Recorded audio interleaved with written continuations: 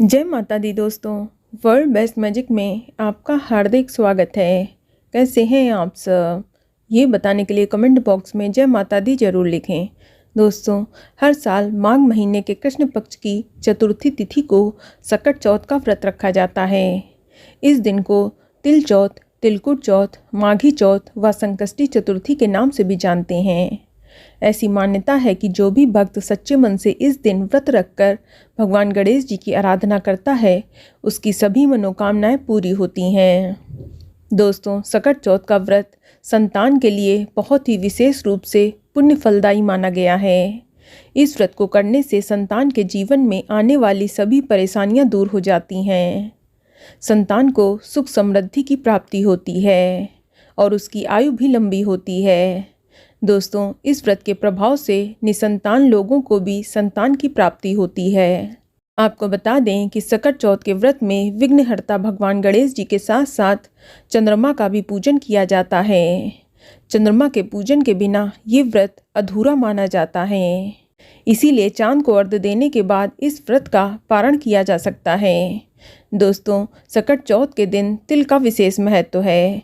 इस दिन तिल से बप्पा का पूजन और बप्पा को भोग और तिल का दान करना भी विशेष महत्व रखता है।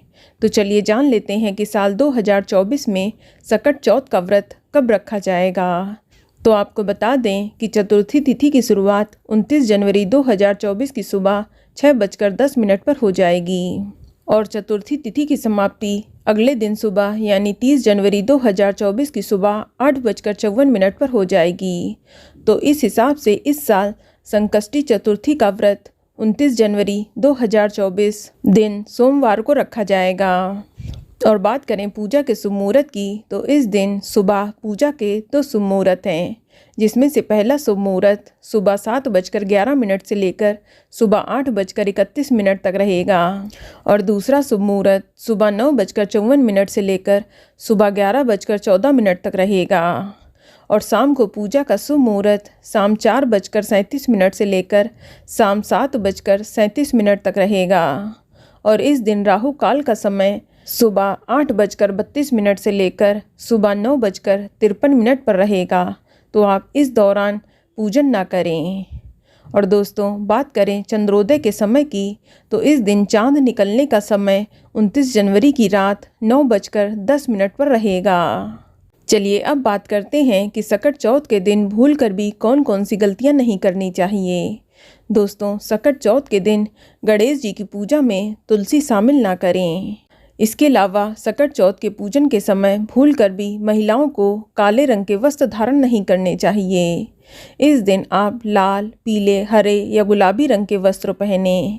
इसके अलावा आप जब सकट चौथ के दिन चंद्रमा को जल और दूध अर्पित करेंगे यानी अर्घ्य देंगे, तो आपको इस बात का ध्यान रखना है कि जल के छींटे आपके पैरों में नहीं पड़ने चाहिए। इस बात का विशेष ध्यान रखें।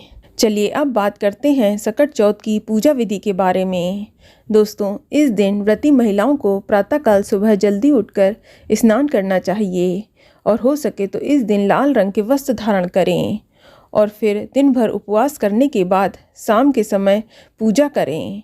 दोस्तों, कहीं कहीं इस दिन सुबह पूजा की जाती है, किसी के यहाँ दोपहर में और कहीं कहीं शाम को पूजा का विधान है। तो जैसे आपकी परिवार की परंपरा हो, आप उस समय सकट चौथ की पूजा करें। आप एक लकड़ी की चौकी पर लाल व पीले रंग का वस्त्र बिछा लें और गणेश जी की मूर्ति या प्रतिमा स्थापित करें। अब गणेश जी का विधिवत पूजन करें, धूप दीप जलाएं, रोली, अक्षत, चंदन अर्पित करें, फूल माला चढ़ाएं और गणेश जी की प्रिय दूर्वा अवश्य चढ़ाएं।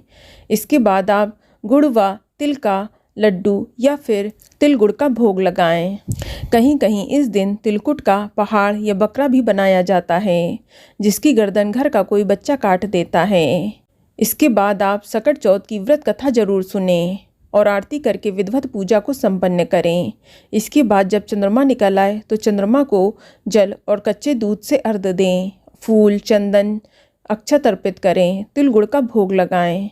चंद्रमा के पूजन करने के बाद दान दक्षिणा भी करें। इसके बाद प्रसाद खाकर अपने व्रत का पारण करें। इस दिन तिल गुड़ के लड्डू खाकर व्रत खोला जाता है। तो दोस्तों, ये जानकारी आपको अच्छी लगी तो कमेंट में जय माता दी ज़रूर लिखें। और अगर आपका कोई सवाल है तो उसे कमेंट बॉक्स में अवश्य पूछ लें। और इस वीडियो को लाइक करें, शेयर करें और साथ ही साथ चैनल को सब्सक्राइब करें। धन्यवाद।